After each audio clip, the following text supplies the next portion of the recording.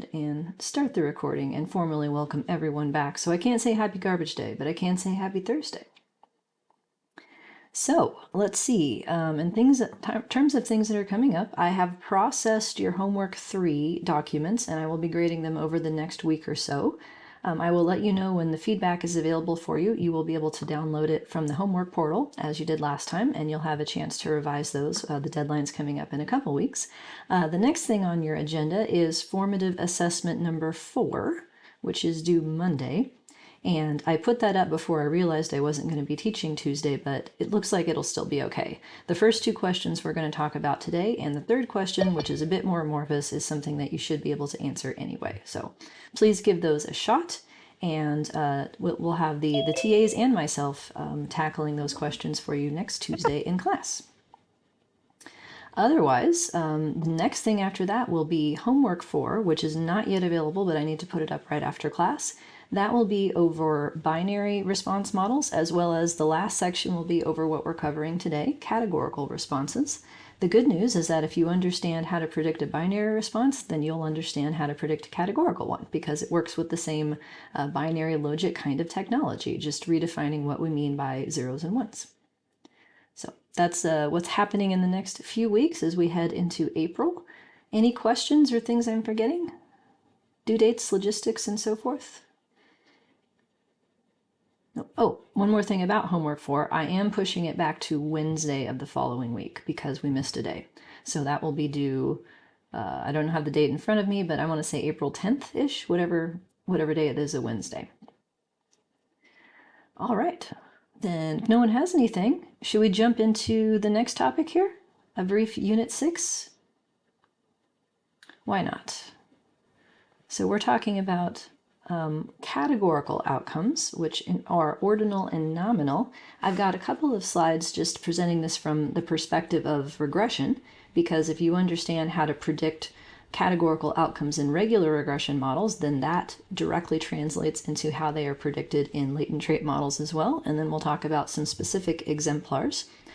Quick question for those of you who are in the IRT class this semester, have you covered polytomous item response models at all? Know if anyone here is in that class right now.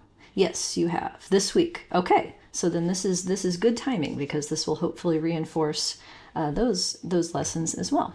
So away we go. So too logit to quit continues to be my unofficial theme song for these models. That is, of course, a pun based on the MC Hammer song from the early 90s, in which there was called Too Legit to Quit with the hand gestures. It was a whole thing. So I will continue making that joke as long as I live. But the idea is that we're going to make use of the same link functions, logits and probits, or ogive as it's called in this case, to be able to predict categorical outcomes using these types of generalized models for latent traits. And the question is, how do we create submodels that predict each combination of item response choices? That's the idea. And different link functions will carve up the different choices in different ways. And so once you understand how the links work, then it becomes straightforward to understand how it enforces order or doesn't. So to start with, the one that is probably the most common is for ordinal data. And this is known in the regression world as ordinal regression, a cumulative logit or probit model, as well as a proportional odds model. This is going to be called a graded response model in IRT. And the idea for this is that you take all of your response options and you create as many submodels, a new vocabulary word, as you have categories -1. So submodel is a term that I use. I don't know that it's a common usage, but it's the best term that I can think of. Because what it's going to do is take, for example, if I have 4 possible answers, 0, 1, 2, or 3, and I know that they're ordered, let's say this is a Likert scale, strongly disagree to agree, or how often do you do this, rarely, sometimes, often, always, something like that, where no one would debate that the fact that these are ordered in an ascending way. A cumulative model in each submodel is going to use all possible responses and then create a binary distinction one at a time that differs across submodels in an incremental fashion like this. So the first submodel would tell you about the probability of answering 0 versus 1, 2, or 3. So it's lumping together 1, 2, or 3 as one outcome within that submodel. So functionally, we're right back to a binary model in terms of how this works. So your model will predict 0 versus something greater than 0. The next one would predict 0 or 1 lumped together versus 2, 3, and then 0, 1, 2 versus 3. So this is what I mean by the idea of submodels, is that simultaneously there will be multiple equations for each of these different outcomes being predicted with parameters being estimated at the same time. And so then the question you'll have to figure out is your model predicting the lower category, which is the red, or is it predicting the upper category? And it turns out it's going to be internally inconsistent in terms of what M plus does. But here's an example of what it would look like for an empty model. For instance, the logit of predicting y greater than 0 for the first model would be given its own intercept, greater than 1 would be given a second intercept, and third one would be given its own as well. So then in terms of how the model predicts the probability of each category, it does so, but it does so indirectly. So it will directly tell you about a 0, and it will directly tell you about a 3.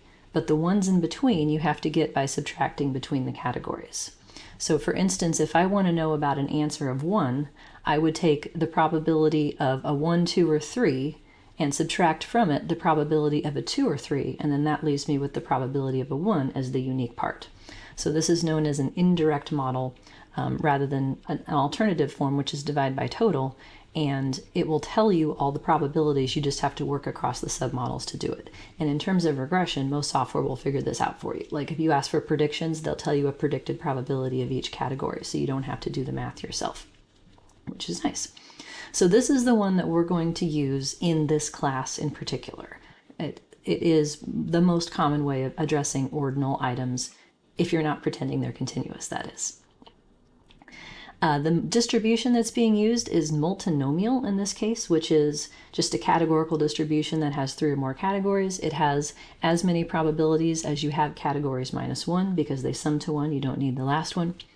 And then here are 2 other kinds of link functions that we'll see in the context of categorical data. One is called adjacent category, and the other is baseline category. And these ones are not cumulative. They only use 2 categories at a time, and they model for this one the transition between adjacent categories, not assuming order, and for this one treating one of the outcome categories as a reference and then telling you about the probability of the other relative to that reference. So this one is going to be known as partial credit. This one's going to be known as nominal. Okay, I know that was a lot, but let's get into the measurement part specifically. So let's see how this works within our class rather than the other class, which has already seen this material. So categorical outcomes in the world of item response models and item factor analysis models are called polytomous. That's a vocabulary word that people will use. And they don't have numbers to them. So like we had the 1PL, the 2PL, the 3PL, we don't have numbers as an organizational naming system. They just have different names. And to make it even more fun, guess what? Do you think people use the names consistently? No, that would be too easy. So there's some ambiguity as to what one might call these models, and to adjust with that, to work with that, I usually try to describe what's in the model as opposed to just what I'm calling it. That way people who aren't familiar with that terminology can still try to figure out what it contains. So most of them have some kind of 1 parameter versus 2 parameter analog, meaning 1 parameter, items are assumed to be equally discriminating, so they share the same slope. 2 parameters, meaning that items differ in their slope as well as in their location. So difficulty or threshold, however you want to operationalize location. So throughout this unit, you're going to hear me say things like 1p-ish or 2p-ish. That's my way of linking that idea to the names. So I say 1p-ish and 2p-ish because those names are reserved for binary outcomes in particular. These are categorical outcomes instead, but the idea is the same. Some of these model variants are Roche model type variants where there's 1 slope across all the items. Some of them are 2PL type variants where they are different slopes. So if you know that your categories are ordered for sure, then that would point you towards a cumulative link, logit or probit, and you would pick one of these 2 models, graded response model or modified graded response model, which is a restricted version of that. If you're not sure about order, if you think that some of the categories might be ordered, but you're not sure all the way through, you can test the extent to which they're ordered empirically using what's known as an adjacent category link, and that corresponds to the partial credit model, which is a Roche model, and somebody decided to turn it into a 2P version where each item gets a different slope, and that's called the generalized partial credit model, or a restricted version of that I'll describe called rating scale. And then if you have truly unordered categories, so nominal responses, then that would be baseline category or what's known as generalized logit or probit, and I would call that nominal. And this one is tricky to estimate. There's two different ways to set it up. The IRT world uses both ways, and there's a good article on your reference list that when we get to this that I'll point out that I think describes these things pretty well, pretty understandably. But we will focus most of our attention, at least for today, on the graded response model, because that's what you'll need to do for your next homework 4, as well as for those of you who have ordered options, homework 5 on your own data. Okay, complicating matters. We're back to the idea of thresholds. So do you remember what a threshold is? We talked about that before, right? The opposite of an intercept. So if an intercept tells you the logit of the probability of a 1, a threshold tells you the logit of a probability of a 0. Well, we're going to have the same idea with categorical outcomes, except there's going to be more than one threshold. So if I pretend that I truly have this continuous underlying variable, and that has given rise to the ordinal version that I actually have in my data set, then we can think about the idea of cut points along this continuum, before which you'd be in one category, after which you'd be in another. So if you think of it this way, for instance, if the first cut point is at a -1, that would correspond to the proportion of people who have a 0. I'm dividing up the 2 here. Likewise, if this cut point is at 1, then that would correspond to the proportion of people who have a 0 or a 1 instead of a 2. So we're still going to have this problem of thresholds in terms of telling us the probability of the lower category, but this is why it's set up that way. And as a reminder, the model is still predicting the upper category, which is why we have the minus sign in here. So the model is still written as minus threshold plus whatever else leads to your predicted outcome. So thresholds, unfortunately, are here to stay. As a reminder, the difference between logit and probit is about the assumed underlying distribution that's continuous that we don't ever have. And so you can think about that as a difference in scale. So probit is what we're going to end up using for limited information estimation. If you're in full information, you can choose either logits or probits. Okay, so for the graded response model, same idea here. We have the 3 submodels that we would have for 4 categories. If I had 5 categories, I'd need 4 submodels instead. In M+, you will see these listed using dollar signs. So $1 would refer to the prediction of this outcome, the red versus the blue, red 0 versus 1, 2, 3. $2 would refer to this submodel, and $3 would refer to this one.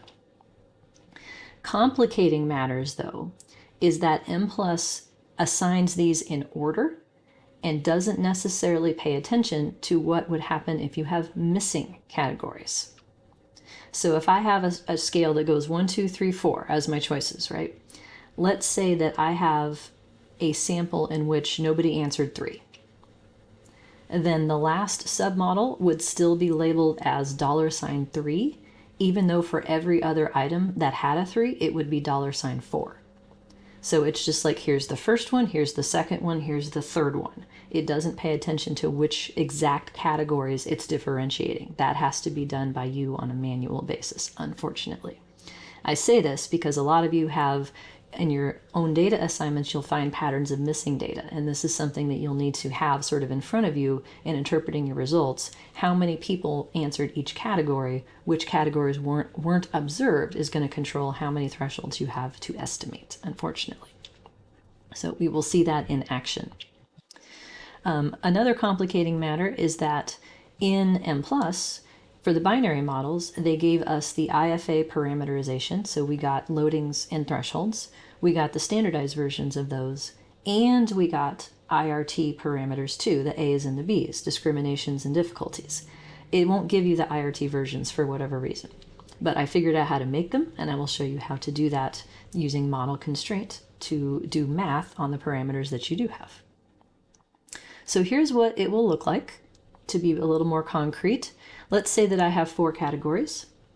Then the first submodel would differentiate a response of 0 versus something greater than 0. So the logit, or the probit, of a response greater than 0 would look like this using the IRT parameterization. So note the subscripts here. Theta gets an S. Do you remember what theta is? No, it's been a while since I talked to you. Well, let's start with the softball questions. What's theta? Slow pitch softball.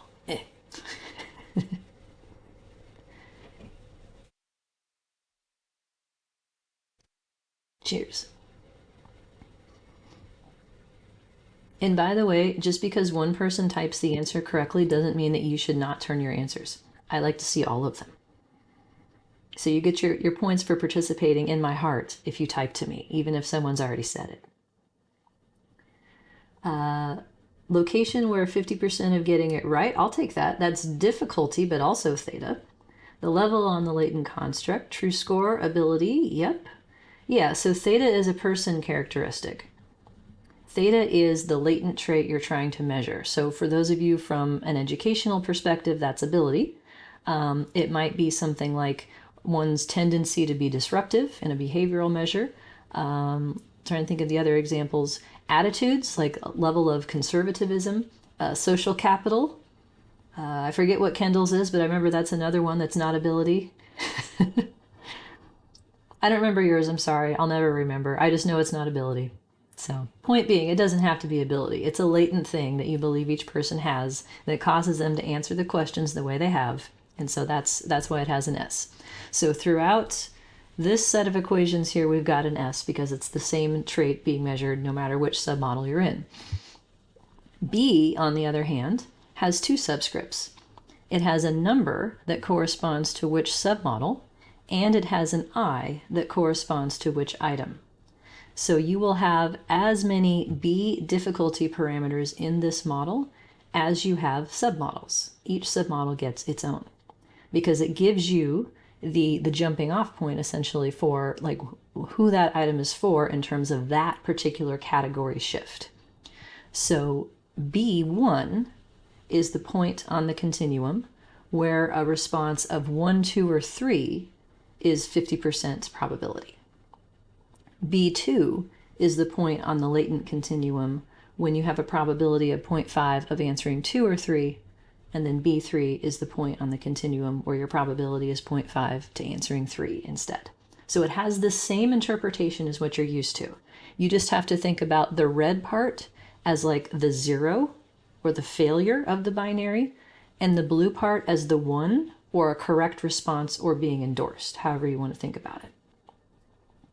Okay, with me so far? Okay, 1 nod, 2 nods, questions? Any that you want me to say again or differently?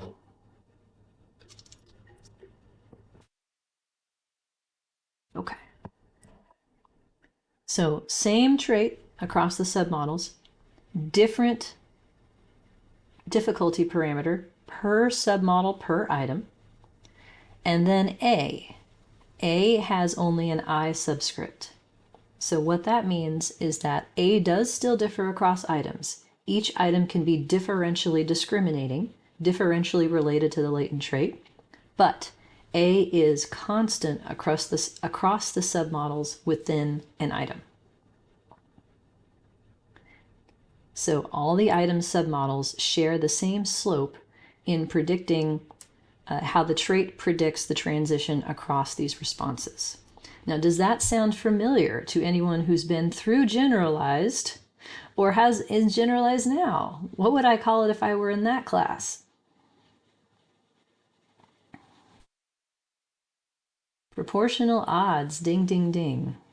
And for those of you who went to Billy Skorupski's talk a couple weeks ago, that was the question I asked him about, because in his model, he had equal slopes across the submodels, and I thought that maybe his prediction could be improved by letting them differ potentially. So yes, proportional odds assumption. It's the idea that theta is related to the response to the same extent, regardless of which particular response category you are predicting.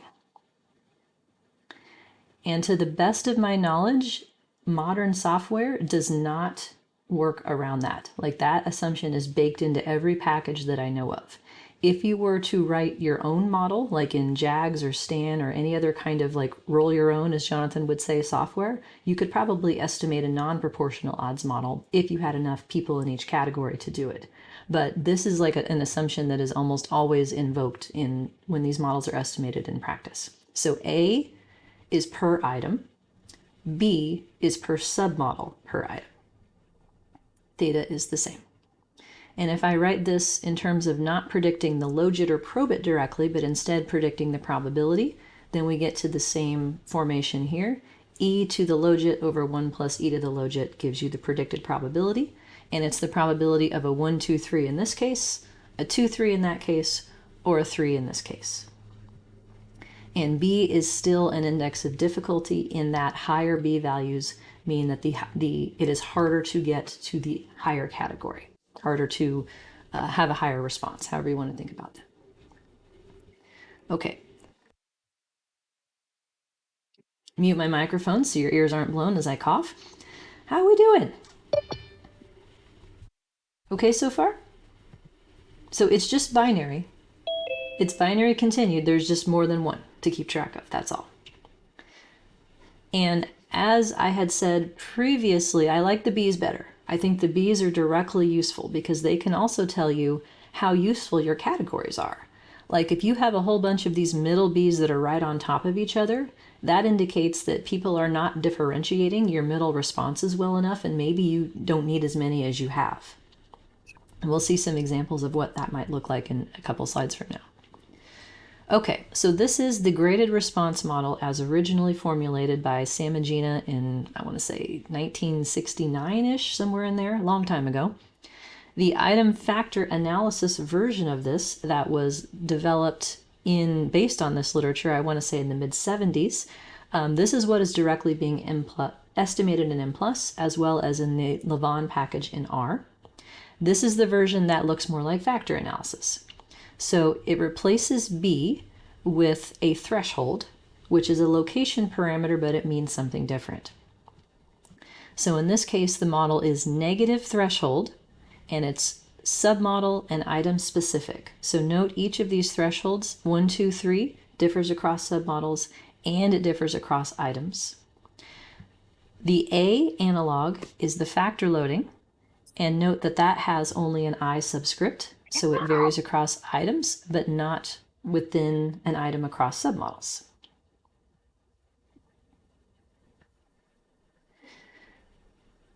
Okay, so then what is the difference between a B and a threshold? We're going to talk about this next week in the formative assessment, but just to remind us, they both tell us about location, but they tell us about location differently. So I pulled up Lecture 5B, the picture that I like to show to remind us about this. So B, the blue part here, tells us what the theta is that we need to correspond to a probability of 0.5 or a logit of 0. So B tells us how much trait we need to get to a logit of 0, whereas a threshold tells us what the predicted logit is of answering 0 instead of 1, conditional on theta of 0. So intercepts and thresholds are conditional on theta of 0. B's are conditional on logits of 0. Same idea here. So we're going to get 3 different thresholds. The first one will tell me for somebody with a factor score, so I'm changing the notation on purpose, by the way, because this is what you will see. Theta and F are the exact same idea. The first threshold is going to tell us, given a trait value of 0, which is usually the mean, what is the logit of the probability of answering 0 instead of 1, 2, 3? Thresholds tell us about the lower category. That's why we need the minus sign to switch it to become the higher category. Logits and probits are symmetric about 0. Likewise, Threshold 2 is going to say for someone with a trait value of 0, what is the logit of the probability of answering 0 or 1 instead of 2, 3? And then lastly, threshold 3 tells us for a trait value of 0, what is the logit of answering 0, 1, or 2 instead of 3? So thresholds are indices of difficulty, in that higher scores mean more difficult items, meaning you are more likely to get a 0 instead of the higher category. That's why we put the minus sign, and that together turns it into an intercept instead. So you could replace minus threshold with an intercept just by doing additive inverse times -1. And then the model conversion from probability to logits to probability works the same way. Conversion from probits requires integration, same as usual. So we don't normally do that. Okay, with me so far? Here's some pictures. So do you remember the item characteristic curves that we had for binary items? This is the analog to that for categorical. So this is a picture that shows an item that has a B value of -2 for the transition from 0 to 1, 2, or 3, a B value of 0 for the transition between 0, 1 versus 2, 3, and then a B value of 2 for the transition of 0, 1, 2 versus 3. And note that all three of these are parallel. They all have the same slope. That is not a coincidence. That is a consequence of the fact that A, the discrimination slope parameter, is constant across these submodels within an item. So these three lines are for one item. They're describing the ICCs for each submodel within an item. So the B values then are tied to the point on the trait where these lines cross 0.5 in probability or 0 in logits. If I wanted to talk about this in terms of thresholds, what I would have to do is go up the pink curve here to about a theta of 0, and then the threshold would give me the corresponding logit for the probability of about 0.9, which is where this line intersects.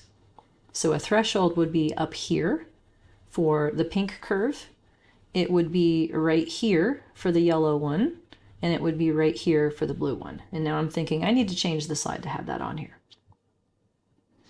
Spontaneous revision.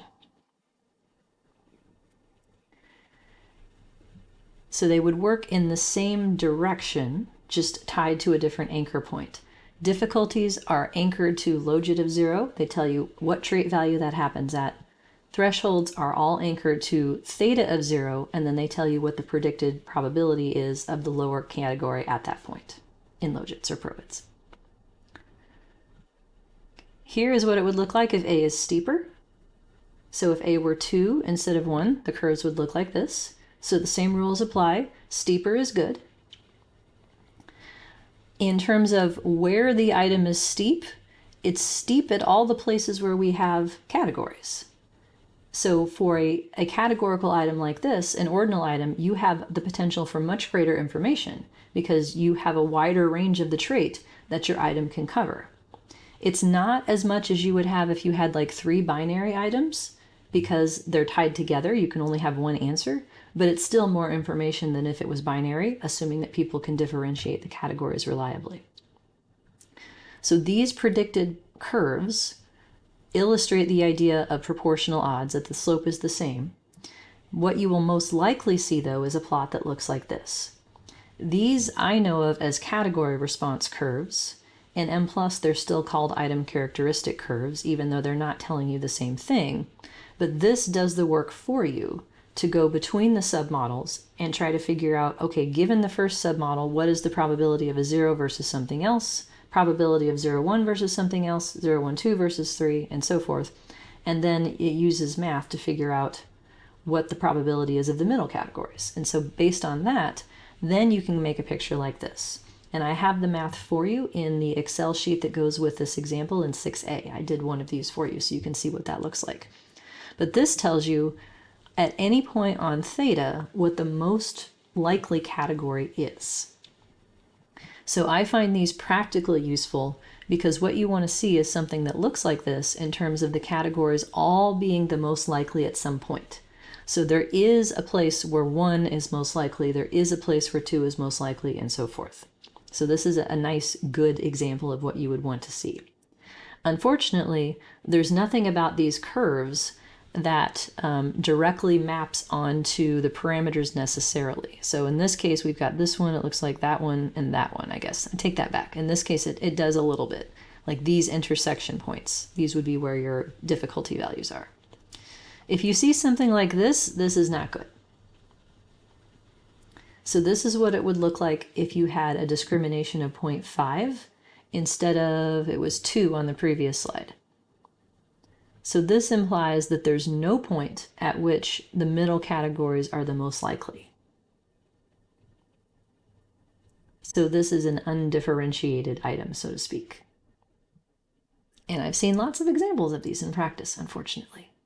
Bad items are everywhere. Yeah, so for those of you whose models didn't fit in homework 3, or your items didn't behave the way you wanted them to, join the club. Join the club. Come on in, the water's warm. There's plenty of room for all of us. Nothing ever fits on the first try. Here's a real world example from a project that I did a couple of years ago, a consulting gig. A former student wanted us to evaluate a new measure that they were giving to school districts. I can't remember the exact topic, but for anonymity's sake, I probably don't need to tell you about it anyway. So this is these pictures are very busy. Let me walk you through them. What they had were 6 different subscales of 5 items each. So this is a 6-dimensional model. Each item had 4 response categories.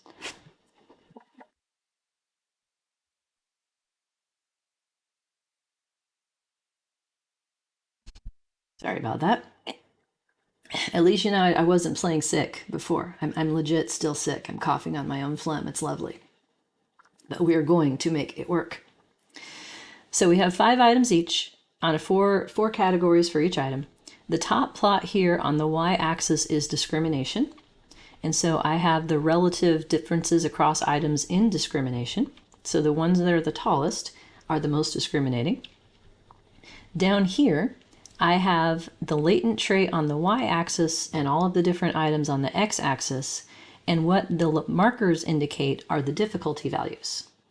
So these are the points. For instance, blue is where on the trait a response of greater than never happens. Green is where a response of greater than seldom happens. And then orange is a response of greater than sometimes, which the only response greater was often.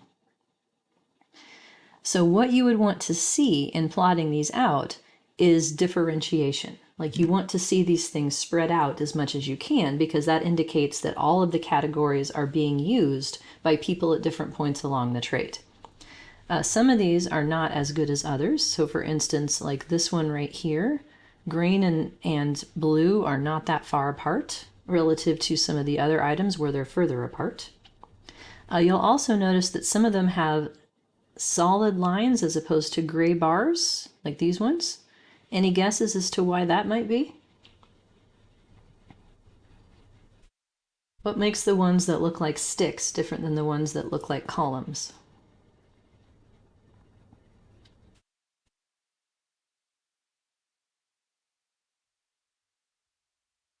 Some response categories are missing. Yeah. So the blue ones in particular, no one said that they never did something. So in terms of where blue would be, like what theta would be needed to answer like the transition between never and seldom, we can't know that for these items. Cough, cough, homework question. So this is the situation that you have to be careful about when you're looking at your M+ output. So most of these items have all 3 difficulties. So when you get your thresholds back that correspond to these, you will get the blue one would be $1, the green one would be $2, and the orange one would be $3. But guess what happens for the ones that don't have blue? The green one is now $1 because that's the first one. Oh, now you get it. I like the expression. Yes. Yeah, you're like, oh man, yeah, it's gonna suck. Yeah. So you're gonna have to sort of manually go through your output and figure out, is this the first one for real, or is this the first one it observed? Because those aren't the same. So what I would call $2, it's gonna call $1. So any of your items where they didn't answer the lowest and the highest categories, for sure watch for this, but if they didn't answer one of the middle ones, you'll run into this problem too. Okay, with me so far? So these are the kinds of pictures that I'm going to ask for in homework 5. Because I want you to be able to see how useful your categories are. If the middle ones are all like piled on top of each other, that indicates that people are not differentiating among them well, and maybe you need fewer middle categories. That wasn't the problem really in this data set, but I want to point out where the y-axis ends with respect to the latent trait here. The highest value is 2, and none of these items got anywhere near there. So the highest one that I'm observing is like this one right here after 1. So functionally speaking, all of my item difficulty estimates stop around 1 on the trait, which is centered the usual way, where 1 is 1 standard deviation above the mean. A consequence of that, then, is what this information function looks like. So I converted information into reliability. So information divided by info plus 1 is reliability. And this is the function of reliability for all of these tests. Now note all of the coverage of the lower part of the trait here. So here's 0.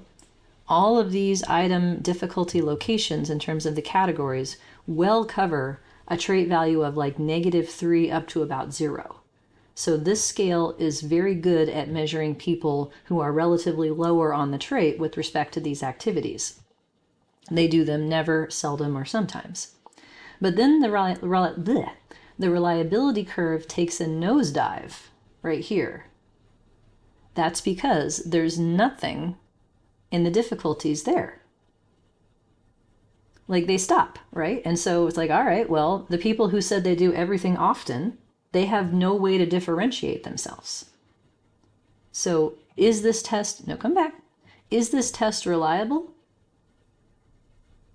Kinda. I mean, halfway. But fortunately, I see a real easy fix for this, and that was what I wrote in my executive summary, summarizing these analyses. Can anyone guess what I would have written to them as a recommendation? If you look at what the actual choices are here,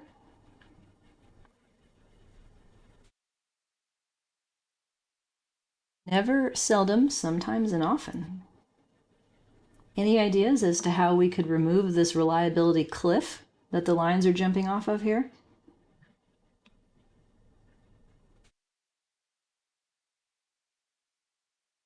Three categories instead of 4? That would probably cause some lower reliability in the middle. I would actually go the other way.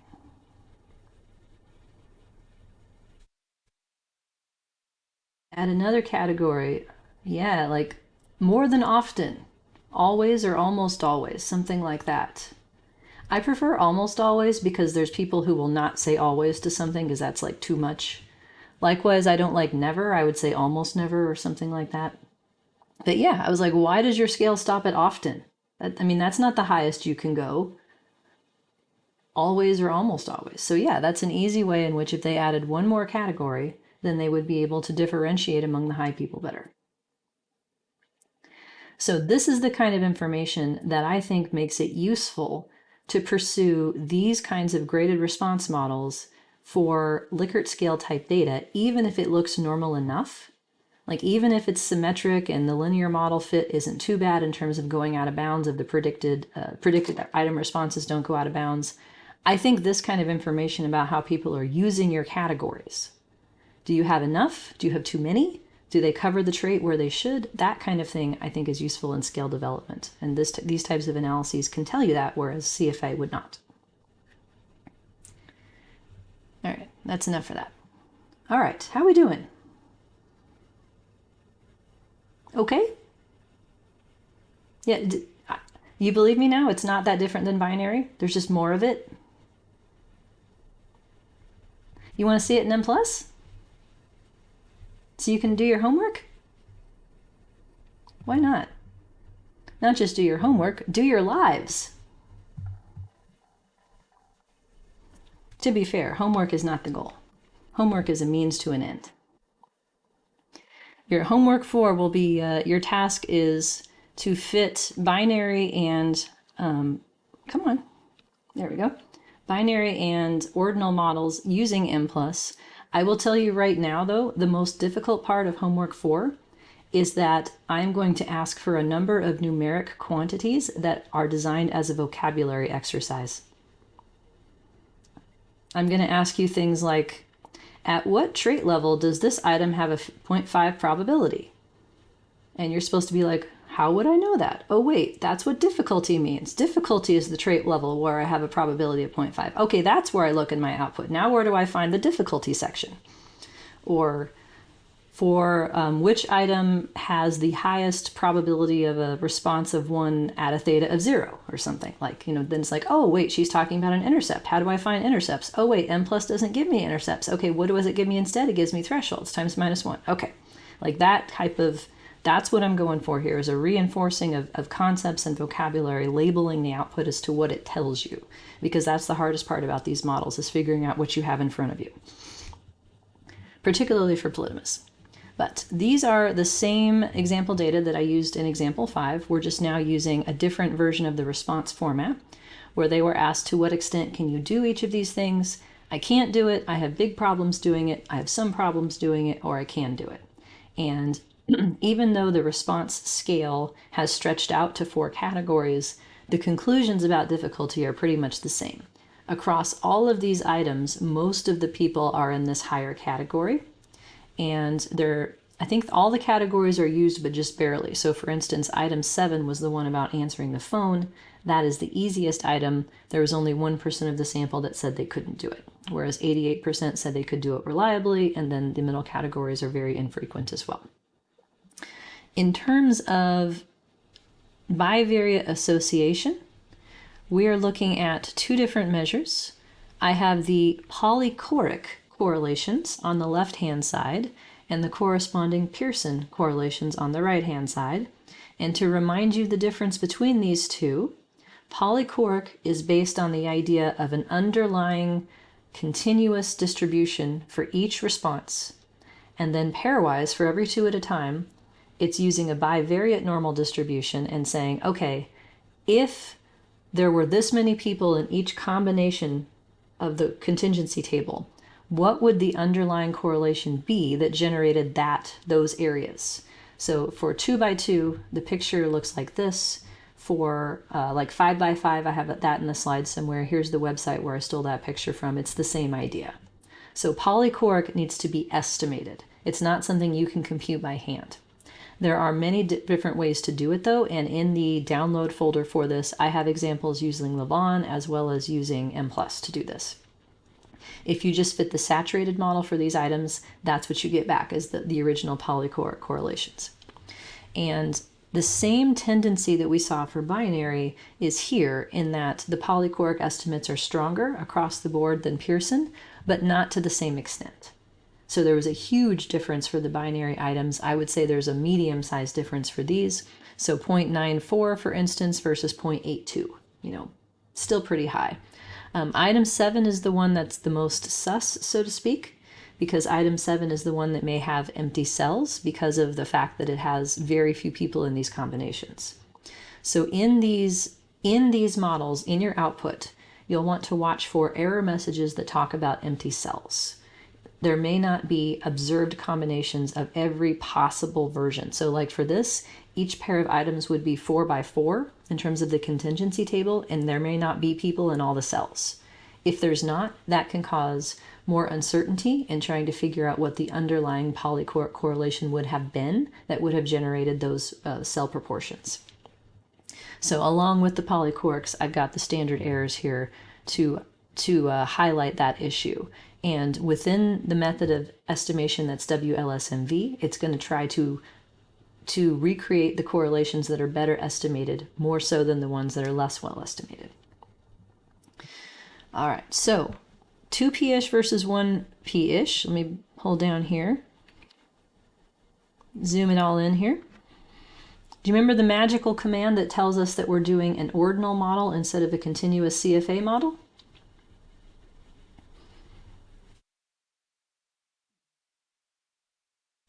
There's one line of code that you need absolutely to tell the difference. And it's on the screen. Yes, categorical equals. That's how you know that you are fitting an ordinal model instead. So categorical is used for binary or ordinal. You do not have to tell it how many categories. It figures that out itself.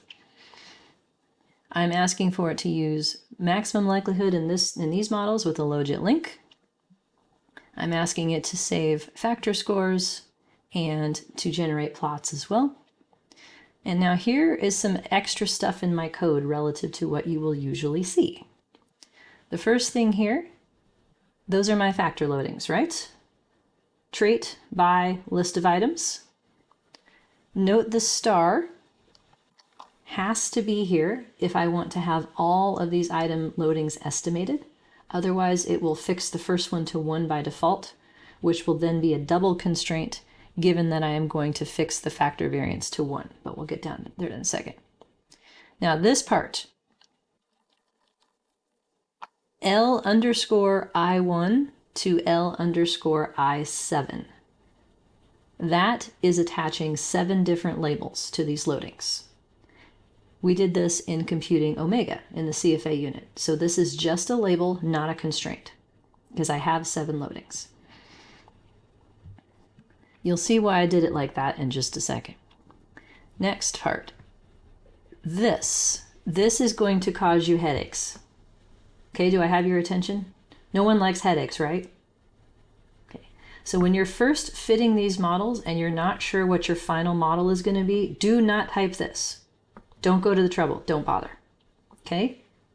Because if you don't type anything, M+ will automatically estimate every threshold needed for your items. You don't have to tell it how many per item. It will figure it out.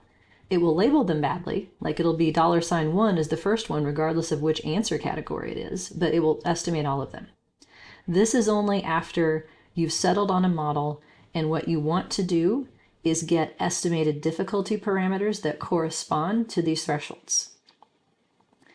This is the extra step that you have to do if you want to have thresholds and standard errors for them in addition, or excuse me, difficulties and standard errors for them in addition to thresholds and standard errors.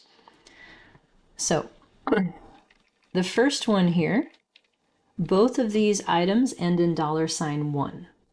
So this is saying I'd like to talk about the first threshold across all 7 items. The next one, both of them end in $2, so I'd like to talk about the second threshold and then the third one. So that's why I've labeled these things threshold 1 underscore item 1 to threshold 1 underscore item 7. I'm setting these up so that I can loop over them. And I'm organizing them by threshold. Depending on how many missing categories you have, it might be more efficient to organize them by item, but that's up to you, and I can help you figure that out down the road if need be. Now here, these I'm also labeling so that I could reuse my code for different models with different identification. So if I just left it like this model is not identified. So if all I gave it in syntax was this much, I'm going to get nothing but error messages back. Okay, what have I done wrong? If all I have is this much.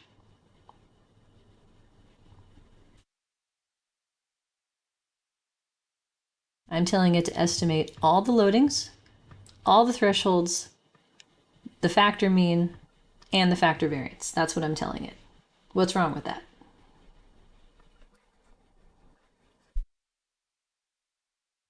You can talk with your voice or you can type. I eagerly watch the chat window.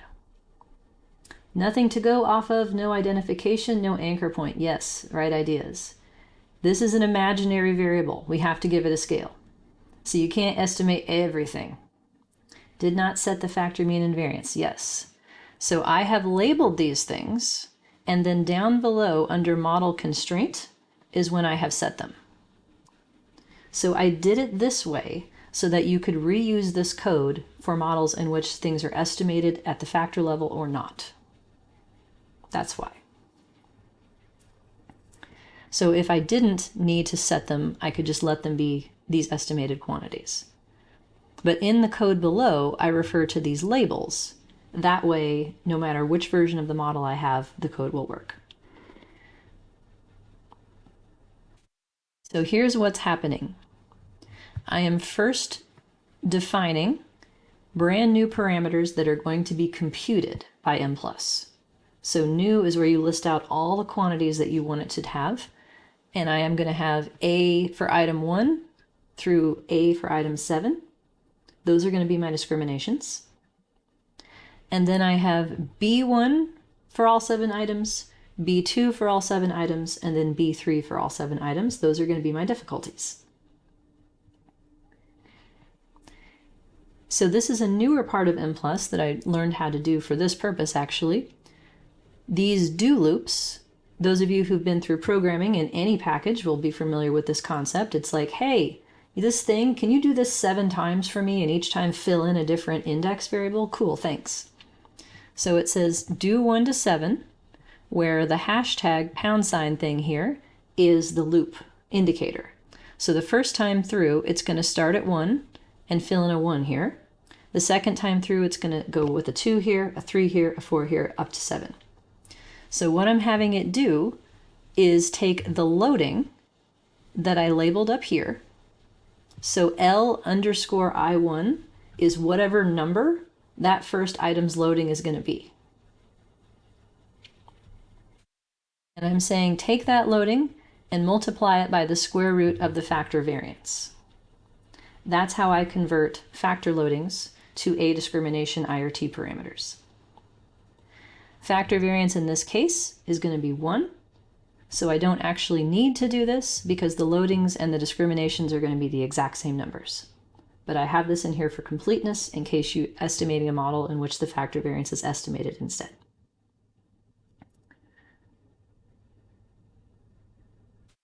Okay. With me so far, or do you need to hear any of that again?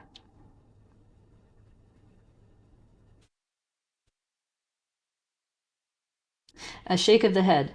With me, or need to hear it again? With me. Okay. Maybe. Then the next step is to do the difficulties.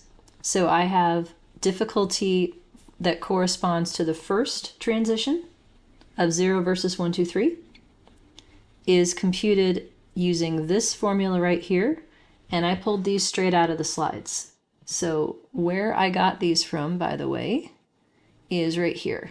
This is slide 7 of lecture 5B. So I can go from getting the IFA parameters and then going into IRT parameters. So these formulas are what I'm implementing right here. So I'm building a difficulty out of a threshold as a function of the loading times the factor mean divided by the loading times the square root of the factor variance. If your factor mean is 0 and your factor variance is 1, this simplifies to just threshold divided by loading. That's how you get a B out of a threshold. So then I do it 7 times, 1 for each of the possible categories.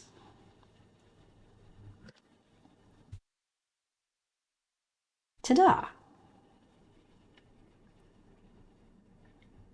So all in all, how many parameters do I have estimated in my model? I've got 4 categories. I've got 7 items. How many loadings am I going to get back? Let's count them up by piece. If I have 7 items and each item has 4 observed categories, how many loadings is my model going to estimate? Got 1 vote for 21, 1 vote for 7. Factor loadings correspond to the A parameter. It's either 21 or 7. Which is it? 21 thresholds. Yes, that's going to be my next question. Yes. So we've got 7 loadings because each item gets the same loading across all of its submodels, no matter how many there are. A is shared across the submodels for an item, but it differs across items. So each item gets an A. Each item gets a loading. Then, as you have guessed, how many thresholds do I have? That's number of items times number of categories minus 1. So that's 21. 3 submodels. Each submodel gets its own threshold times 7 items. How many Bs does that become? 7 or 21? How many B difficulties? Yeah, 21. Yep. So all in all, we've got 28 parameters, which you would have guessed if you had skipped ahead to the next page. But where would the fun be in that?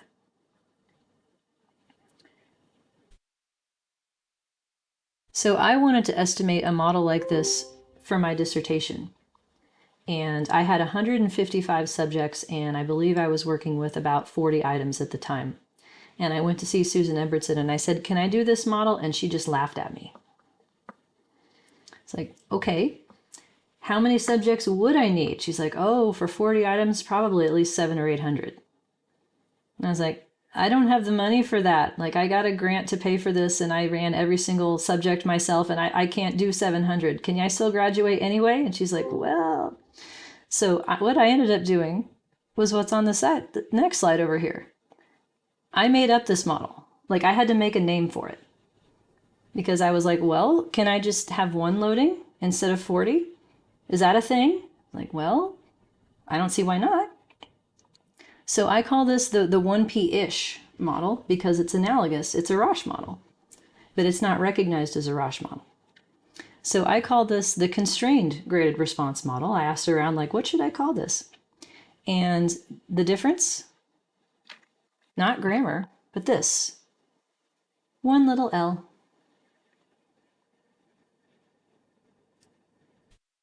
So the 1 little L is not just a label, now it's a constraint.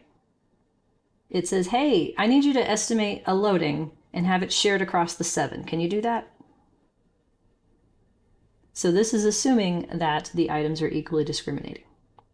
So this model would have 1 loading, but still 21 thresholds. And now I'm thinking of 21 Pilots in my head. Shout out to Vladimir. I know you like that band. I'm not going to sing for you, though. Not today.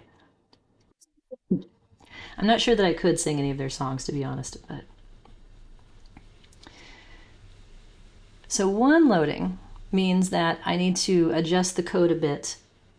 So in order to make my same code work, I created 7 different labels for it, and then I could reuse the same code in terms of 7 discriminations. So a bit overkill, but I wanted to keep things the same.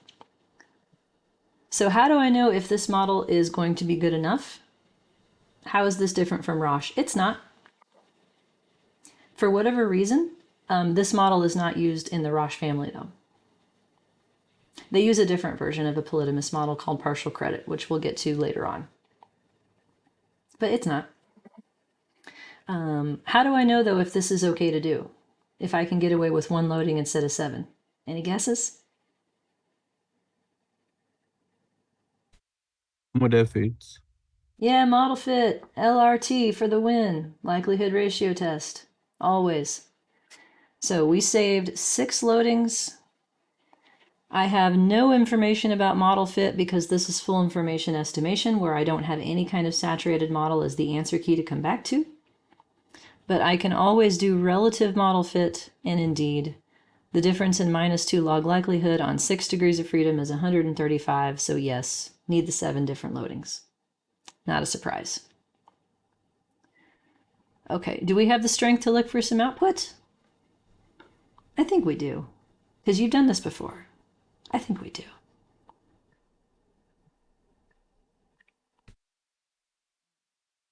Here we go. Factor loadings. This is the same thing as always. Factor loading tells you the change in the expected item response for a 1-unit change in theta, the trait. So for example, categorical item 1, that's why these are C's and not D's this time. The loading is 6.8, meaning for every unit higher theta, every standard deviation increase in this scaling, the logit for item 1 goes up by 6.8. But here's the question, the logit of what?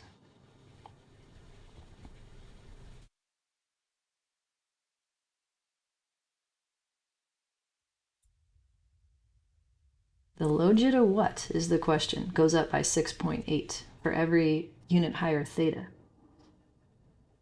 The logit for answering all the categories in the item.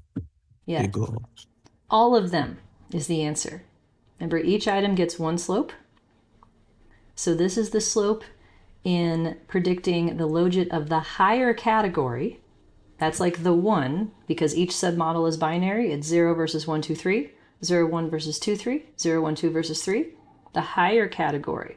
So the higher category's predicted logit goes up by 6.8 for every unit higher theta. Doesn't matter which higher category it is. And that's huge in logits, as you might imagine. Likewise for item 2, the logit of the higher category, doesn't matter which one it is, goes up by 5.2 for every unit higher theta.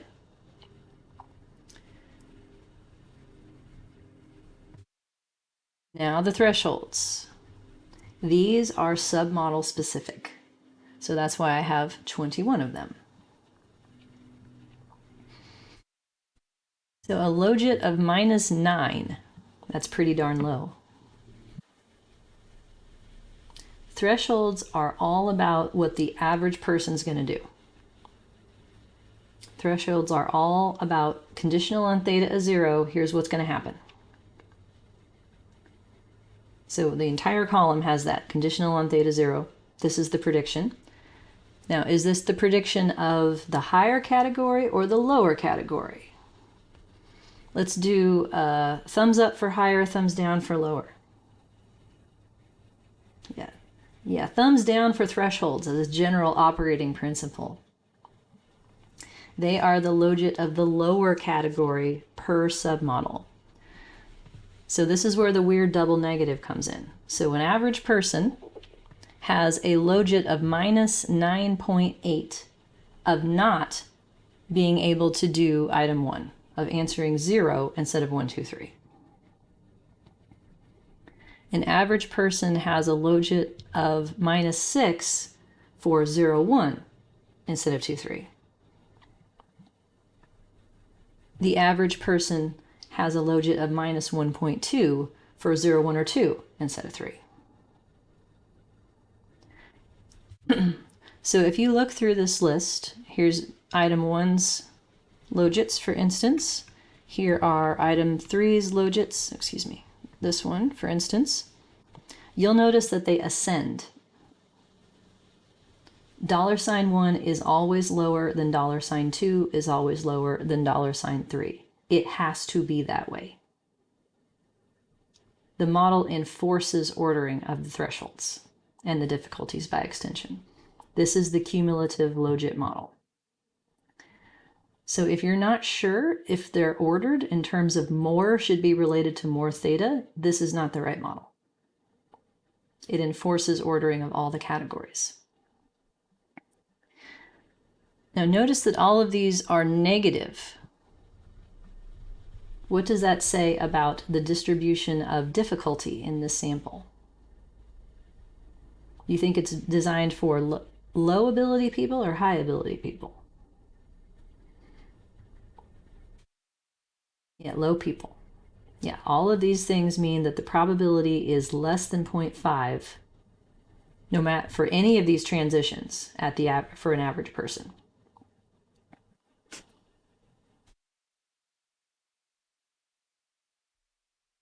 So here's some math down below where I put in the numbers, for instance, for item 1 and what the probabilities would be corresponding to theta 0.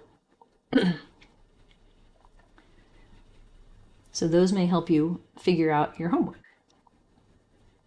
However, I don't like thresholds. This is not a secret. Rather than focusing on what the average person can do, I'd like to know who these items are for. Like, for what kind of trait is each item going to be most useful, most informative? And that's what the difficulties we asked for tell us. So this section over here, these are the new parameters that we asked for. Here are the discriminations, and in this case, because the factor variance is 1, they're literally the same as the loading, so you don't need to worry about them.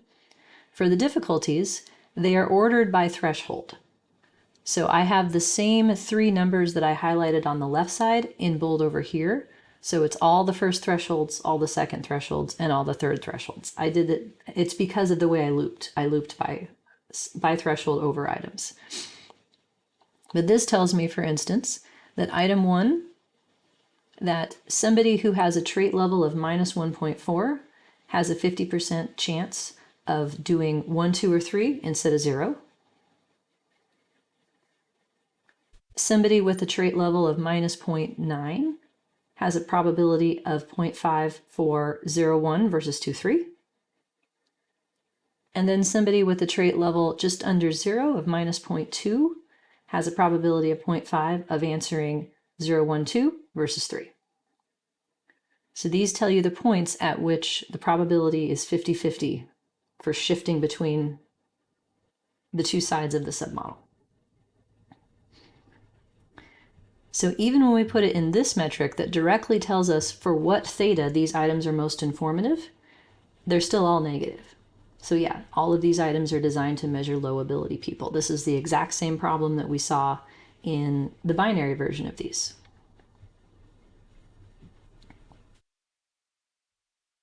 Here's some pictures. So item number 1 versus item 7. You can see item 1 has a much stronger discrimination of about 7 as opposed to about 2, and how much more differentiated the middle categories are as a consequence of that relative to this. You can also see that the x-axes are not on the same scale. So look at where the curves are peaked for item 1. It goes from minus 3.5 up to 2.5, so they're more focused between about 2 and 0.5, whereas item 7's, the x-axis is going from negative 6 up to 3, and they're all focused between about negative 3 to negative 1.5 or so. So the curves are shifted as a function of where their b values are. The steepness of the curves is a function of the common a value for each item. Steeper is better. Down here, this is item information. I haven't shown this to you yet. We didn't do this for binary. But this shows you for each item how much information it has at various points on the trait. So item 7 is the light blue one that's hovering around the bottom here. It covers the whole range of the trait, it looks like, but not very well.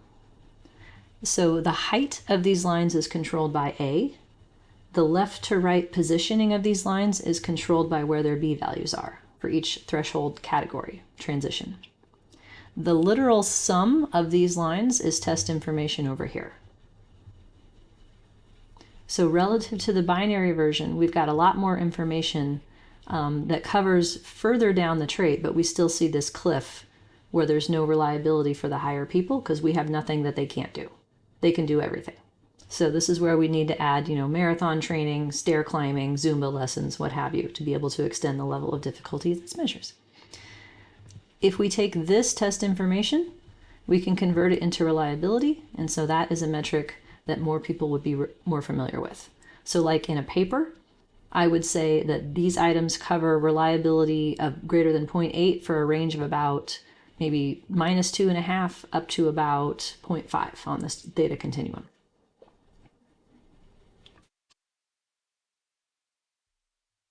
Last but not least, at the bottom of your M+ output, at the very, very end, it will tell you the variance of the outputted factor scores.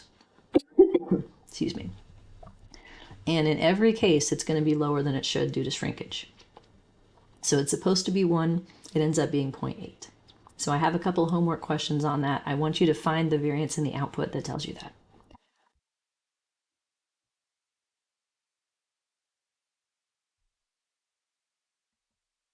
All right, 142. I think that's enough for today. What do you say? Before I lose a lung. All right. Questions or any of that you want to hear again before we eject for the week? Yes, Sat, go ahead. Could you please repeat what shrinkage is? Shrinkage is basically the idea that the theoretical theta distribution that's supposed to have a variance of 1 isn't actually going to be what the outputted thetas have, because to the extent that you have relatively few items, like the prior is going to push things in, and people who have missing responses, like their responses are going to be pushed more towards the mean because they have less reliability. So you would expect more shrinkage when you have relatively few items like this, even though we have 21 different like difficulty values. It's coming out of 7 items. Whereas if you had like a test that had 150 items or something, you'd see very minimal shrinkage, because then you have a lot of information to override the prior and also to compensate for any missing responses. But this is a thing that's much more general than just this class. Like if you take the multi-level modeling classes and you try to output random effects for intercepts and slopes for people, exact same issue. They will be pushed to look towards the mean. Shrinkage is the term for that. Okay, thank you. All right, anything else? All right, then I will let you know when homework 4 is available, probably later this afternoon, tomorrow morning at the latest. That will be due not next Wednesday, but the following Wednesday. In the meantime, you've got formative assessment number 4, and I will let you know when your homework is graded. Sound good? All right, thanks for being here. Have good weekends. Let me know if you need anything. Bye for now.